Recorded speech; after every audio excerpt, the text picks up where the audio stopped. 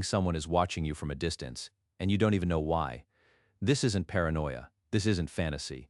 It's a psychological reality that happens far more often than you imagine. And what you're about to hear isn't random content. It's the exact map of what's happening in the mind of someone who's watching you without you knowing. I want you to know there's a book that follows this exact journey. The Art of Detachment, a work that teaches you how to reclaim your power when the one you love pulls away, how to return to yourself in your most vulnerable moment, and how to transform pain into awareness. You'll find it in the description. And if it resonates with what you're hearing right now, that book will bring this reflection deep into your daily life. Let's return to what's happening in the mind of the one watching you, because you're about to understand it, from the first moment of awareness to the final breath of a dynamic that will forever change how you love and how you allow yourself to be loved. And why does he do it? What is he thinking? How does he feel? And most importantly, what can you do to transform this invisible dynamic into something that gives you back your power? If you sense any of this relates to you, stay until the end, because the most important part comes when you realize you're not a victim of this observation. You're the center of a dynamic you can completely rewrite. What a man thinks when he sees that your dignity is stronger than your love for him. It isn't beautiful, it isn't tender, and it isn't pleasant. It's devastating to his ego, because here he doesn't just lose affection, he loses position. This video doesn't exist to comfort you or inflate your self-esteem. It exists to show you the exact psychological mechanism that activates when he realizes he can no longer have you at any cost. And when that happens, nothing feels the same for either of you. Here you'll hear the 6 true mental stages his mind goes through when your dignity prevails, from initial confusion to inner collapse, all the way to the point where the dynamic reverses forever. If you leave before the end, you'll miss the most dangerous and decisive part, the one that separates the woman who gives in again from the woman who will never be taken for granted again. This isn't just any content. It's the message you need to hear in full if you don't want to lose yourself again for love. Jung warned that no one confronts another human being without first confronting their own shadow. And that's exactly what's happening here. Your dignity forces him to see what he had avoided. If any of this is already landing, subscribe and write "I'm reading you" in the comments. That way, YouTube understands this reflection deserves to keep going, because if you hear it at the right moment, it doesn't just change your mood, it changes the inner structure from which you love. First step, the moment he realizes you're no longer negotiable. Listen carefully, because here a very common fantasy breaks. A man doesn't realize he's losing you when you leave. He realizes it when he can no longer move you internally. It's not a phrase, not a stated boundary, not an emotional scene. It's a silent shift in your inner position. And when it happens, he senses it long before he can explain it in words. I want to make this concrete with a real case. Chris Bell came to me for a consultation with a story that repeats more often than you'd imagine. Loving, deep, committed. She didn't beg, didn't chase, didn't make scenes. From the outside, anyone would say she had dignity. But inside, she was negotiating in silence, justifying absences, waiting too long, tolerating small inconsistencies to avoid being inconvenient, until something changed. Not on the outside, but inside. And that shift triggered the first real rupture in his mind. For years, Chris Bell confused patience with mature love. She thought understanding meant yielding, that adapting meant caring. And without realizing it, she taught both her inner system and his that her space could stretch without breaking. Every long wait, every lukewarm response, every accumulated "it's fine" formed a silent dynamic. There was no malice, but there was no growth either, because when you adapt too much, the other never feels the urgency to get himself in order. And this is felt even if it's not said. The break didn't come with a slammed door or tears. It came the day Chris Bell stopped over-explaining herself. Something didn't sit right with her, and she stopped justifying it. Something irritated her, and she stopped swallowing it. She didn't leave, didn't threaten, didn't complain. She simply stopped betraying herself in the small things. This gesture, so invisible yet so radical, reconfigures everything. Because when you return to yourself, your energy stops asking, stops adjusting to keep the other from leaving. And this is felt like an immediate loss of access. Here appears the first male mental reaction. It's not fear yet, it's discomfort. He doesn't understand what's changed. He only feels that something no longer reacts the same way. Your silence weighs differently. Your boundaries don't sound defensive. Your presence no longer offers itself the way it used to. And this forces him to observe, not to take care of you, but to reposition himself. Because when a woman stops being negotiable without announcing it, the man faces a new sensation. The dynamic he took for granted is no longer guaranteed. Jung would say that at this point, the shadow is activated, that part of the psyche that reacts when it loses emotional control. Not dominance, access. He doesn't think, "I'm going to lose her." He thinks something deeper. "I no longer understand from what position to relate to her." Before, when Chris Bell left, he lost a woman. Now when she leaves, he loses an inner position of comfort. And that unsettles more than physical absence, because love can be replaced. Embodied dignity cannot. It's important you see this clearly. This doesn't happen when you leave. It happens when you make three inner moves. You stop staying where your body tenses to maintain the relationship. You stop explaining yourself to someone who isn't willing to listen. You begin making small decisions that align with you, even if the other doesn't like them. Not to provoke, but to respect yourself. When you do this, you don't become cold, you become clear. And clarity is deeply intimidating to someone who is comfortable in your emotional ambiguity. The man begins to measure, watching timing, words, reactions. Not because you're manipulating him, but because you've stopped manipulating yourself to make him stay. Here his fantasy breaks. She's always there. And when that certainty falls, his mind goes on alert.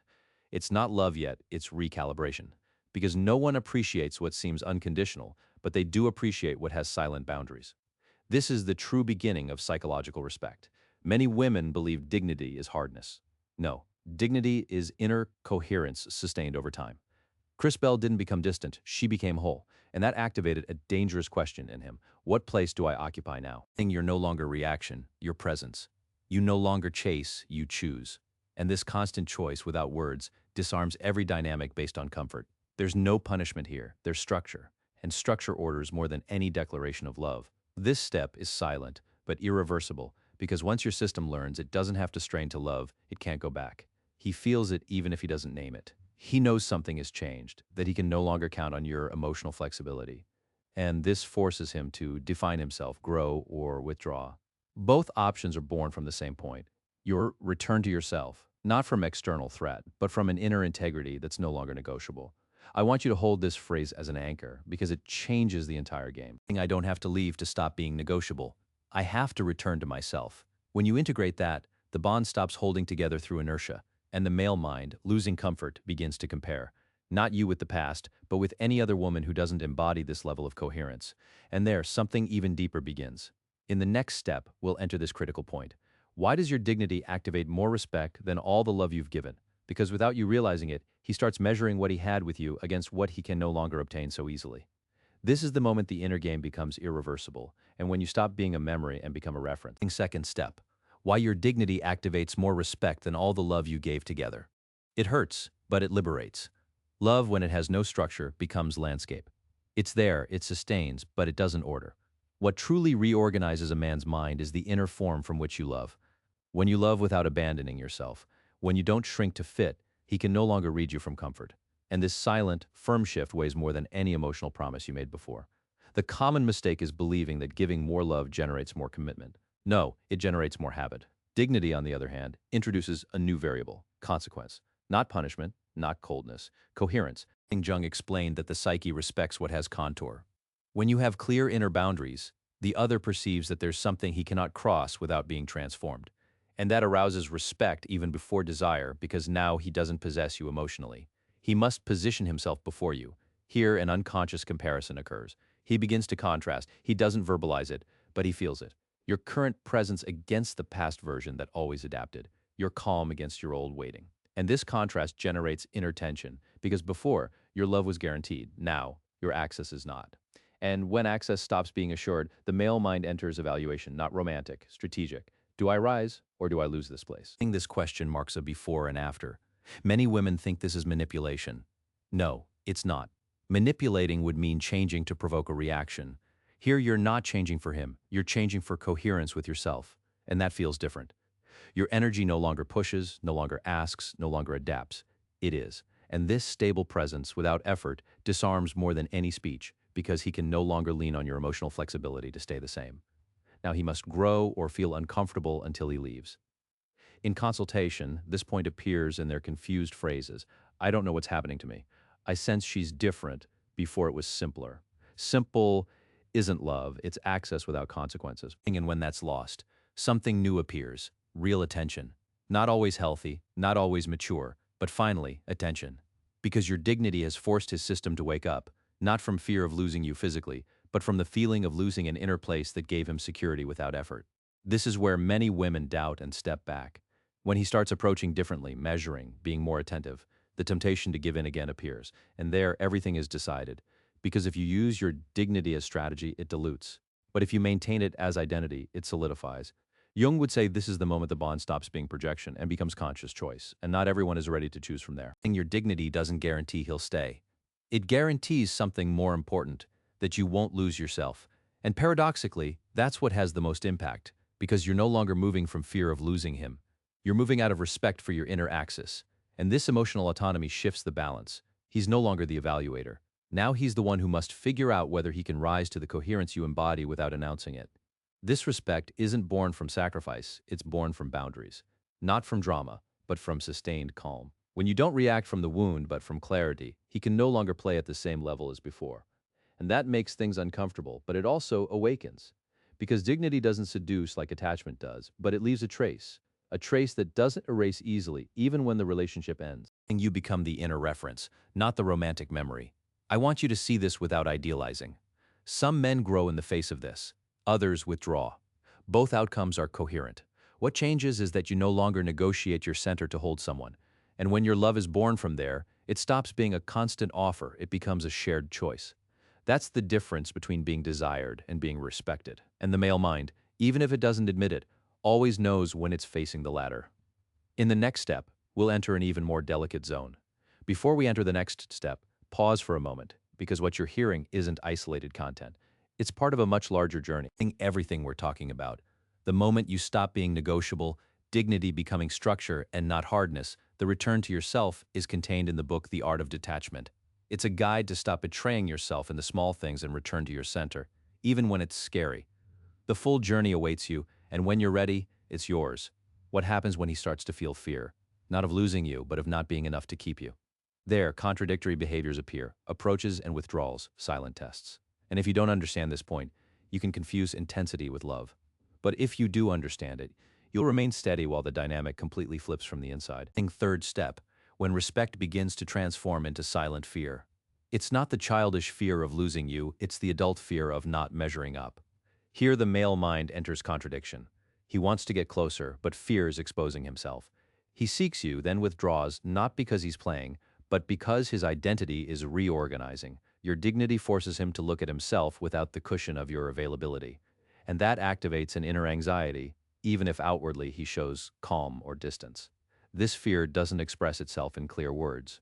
It appears as ambiguity, lukewarm messages, intense gestures. He tests whether you're still there but no longer from the same place. And when he realizes you're not reacting like before, that you're not chasing or complaining, the unease grows because now he can no longer regulate himself through your emotional reaction. Carl Jung would call this a confrontation with the true self without masks. And not everyone knows how to bear that inner gaze. Many women misinterpret this moment, they confuse intensity with progress, believe intermittent closeness is a sign of emerging love. Not always. Sometimes it's just a system trying to regain control. Your task isn't to decode it, but to stay steady. If you don't move from fear, if you don't fill the gaps, he's faced with something new, his own emptiness. And this encounter can transform him or push him to flee. The important thing is this: listen calmly. Your dignity doesn't accelerate processes, it reveals them. If he approaches from presence, you'll feel it. If he approaches from fear, you'll feel that too. The difference lies in stability. Love born from fear needs constant proof. Love born from respect seeks. And you, by not abandoning your center, become the natural filter that distinguishes one from the other without saying a single word. At this point, the dynamic has already begun to reverse. Before, you were the one measuring times, words, gestures. Now it's him. He watches to see if you're still available, if something loosens, if you go back to adapting. And when you don't, an uncomfortable but revealing feeling appears. He no longer has you secured, not because you're leaving, but because you're no longer dependent. It's this emotional independence that reorganizes his perception of value more than anything. Jung stated that authentic desire is born when the other cannot be possessed, only met. Your dignity removes you from the position of emotional object and restores you to that of subject. And that changes the gaze. You're no longer the one who's always there, you're the one who chooses to be there. This difference seems subtle, but it completely transforms the experience of the bond, because now he's no longer relating to your devotion, but to your conscious presence. This is a delicate phase for you too, because if he shows fear or confusion, it can awaken your old role: reassure, explain, support. Here it's decided whether your dignity is identity or strategy. If you give energy back to the bond, the system returns to the known. If you maintain yourself, something new installs itself, not from coldness, but from inner coherence. And that coherence begins to demand from him a clearer position. Some men at this point elevate themselves. They become more present, more emotionally responsible.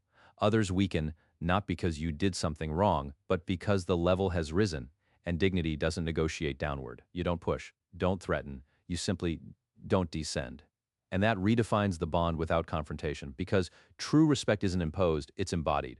And when it's embodied, it can no longer be ignored. I want you to observe something important. When he begins to change, it's not because you convinced him, it's because your integrity put him face to face with himself. And when he doesn't change, it's not failure, it's information. Your dignity saves you years of confusion. It shows you who can meet you at the level where you are and who could only love you when you made yourself smaller. This clarity hurts at first, but it liberates in the long run. In the next step, we'll enter the point of no return. When he realizes he can no longer return to the version of you that bent, a definitive inner decision appears, not always conscious, but determining. And depending on how you maintain yourself at that point, this decision can transform him deeply or seal the ending with an elegance that wasn't possible before. Fourth step, the moment he realizes there's no going back. The version of you that waited, that adapted, that yielded just to maintain, it's not coming back. And this certainty doesn't arrive through conversation. It arrives through an irreversible inner feeling. He can no longer provoke the same reaction in you. He can no longer count on your emotional availability. Something has closed, not from resentment, but from coherence. And when that happens, his mind stops testing and starts deciding from a deeper place. Here appears a silent mourning. He doesn't cry your physical absence. He mourns the loss of a dynamic that gave him security without effort. And that hurts more than you imagine, because confronting a woman who doesn't back down forces him to accept his own limits. Carl Jung defined this point as the death of a projection. You no longer carry his voids.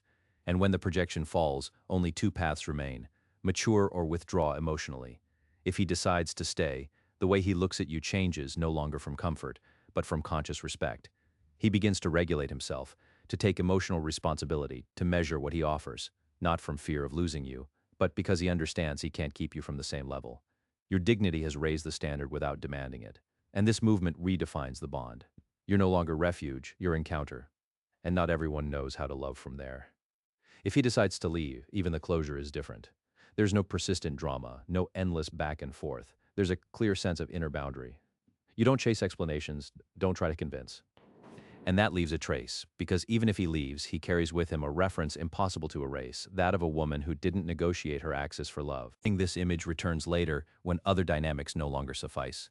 This point is decisive for you, because here, doubt usually appears. Was I too rigid? You were coherent. And coherence is never excess. Love that only survives if you shrink is not love, it's dependency. Your dignity didn't destroy anything precious. It only revealed what couldn't sustain itself at your level. And even though letting go hurts, something in you begins to rest. There's no more constant tension, no more silent self-abandonment. Jung would say that here your true individuation begins. You no longer define yourself by being chosen, but by choosing yourself. And this identity transforms all your future bonds, because now you don't love from lack, you love from presence. You don't seek to be enough, you already are. And this energy changes how others approach, not from demand, but from recognition. Your dignity becomes the natural filter.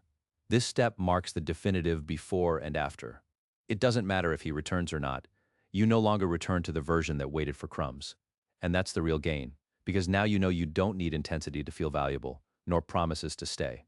Your calm becomes home. And from here, only those who know how to inhabit it without trying to disturb it can enter. Many men remember this type of woman, not with romantic nostalgia, but with delayed respect. Because she was the one who showed the limit they couldn't cross. And that limit, far from shutting them out, put them face to face with themselves. You didn't teach with discourse, you taught through embodiment. And that's what remains when everything else dissolves with time. I want you to breathe here, because this isn't a point of hardness. It's a point of calm. You no longer have to sustain the unsustainable. You no longer have to translate yourself to be loved. Your dignity hasn't isolated you, it has ordered you. And when you're ordered within, the outside begins to respond differently, not always fast, not always simple, but always more authentic. In the next and final step, we'll close the circle. What happens when you integrate all this as identity, not as a reaction to a specific story? How will your way of loving and being chosen be rewritten? There where you no longer define yourself by who stays, but by what you will never allow again. This is the point where love stops hurting and begins to feel authentic. Fifth step, when you integrate dignity as identity, not as a response to a wound. Here you no longer act from the past, you act from presence. Your decisions no longer seek an effect, they seek coherence. And that shows. Your yes has weight. Your no rests. There's no urgency to define something because you're already defined from within. This stability changes how others read you, because there are no more emotional cracks through which to enter and negotiate your value. At this point, love stops being a constant test. You no longer need signals to feel secure. Your body is aligned with your boundaries, your word with your actions. And this congruence, so simple and so rare, becomes magnetic, not from seduction, but from clarity. Whoever approaches perceives it, and whoever can't sustain it withdraws without noise. Dignity doesn't argue, it orders the field. Here something subtle happens.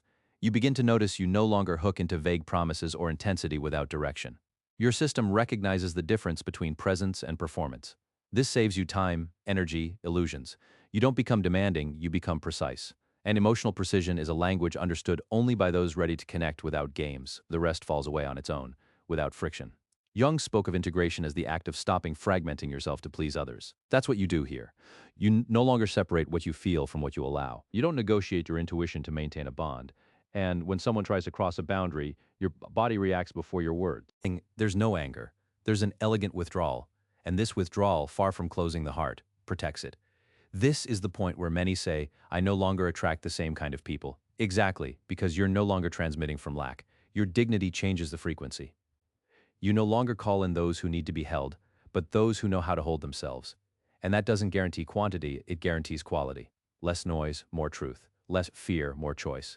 Your love life doesn't simplify because you love less, but because you love yourself better. Here the memory of him loses strength, not because he wasn't important, but because he no longer occupies the center. The center is you. And from there, the past orders itself without resentment. You're grateful for what you learned and you move forward. There are no open accounts, there are inner closures. This is true liberation. Not when the other returns or asks forgiveness, but when you no longer need him to be at peace. This shift is noticed even in silence. You no longer explain your boundaries, don't justify your decisions. You simply act in coherence. And this coherence becomes your new normal. Those who arrive late sense it. There's no reproach, there's natural distance. Dignity doesn't build walls, it establishes thresholds. And only those who know how to cross them without invading enter. When you look back, you understand something important. You didn't lose love. You gained inner structure. And this structure is the foundation of every healthy bond. Without it, love overflows and wounds. With it, love contains itself and grows. Jung would say that here the bond stops being compensation and becomes a true encounter. Two emotionally adult people who choose each other, not who need each other. This is the legacy of your dignity, not to change anyone, but to move yourself to another place. To leave the role of constant option and inhabit that of conscious choice. And from there, everything reorganizes, your relationships, your energy, your decisions. You no longer chase, you attract presence. You no longer fear losing. You trust your ability to choose better. And now, at the close of this cycle, remember this because it contains everything that preceded it.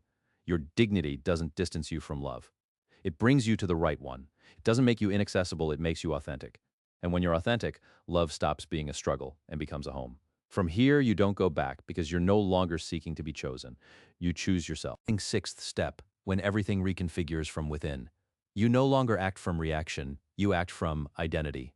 This is the point where dignity stops being a concept and becomes your natural way of being in the world. You no longer ask yourself what to do so the other stays. You ask yourself if that bond honors who you are now. And this silent question guides every decision. There's no urgency, no fear. There's a firm calm that's no longer negotiable.